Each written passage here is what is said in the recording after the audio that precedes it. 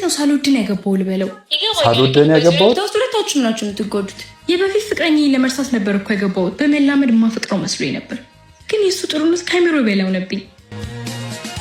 ዛሬ ህልም የሆነችው ሚስቴን ያገባሁበት አንደኛ ዓመታችን ምትወጂውን ስጦታ ይዤልሽ መጥቻለሁ።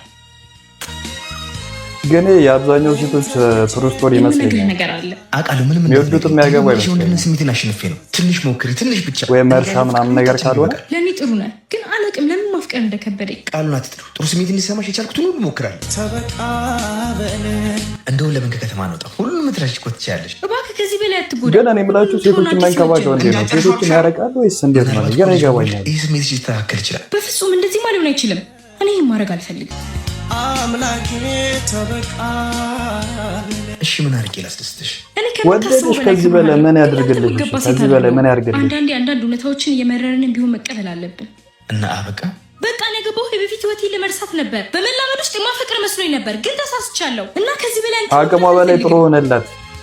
ልክ ነሽ። ፍቅር በግዴታ ይሆናል። ሁሉም የኔ ስህተት ነው። እኔ የገፋሁት ፍቅር የሚሰጠኝን ለመቀበል ዝግጁ ነኝ። አንተ ግን ንጹህ ልብ ስላለ ፈጣሪ ይክስሃል።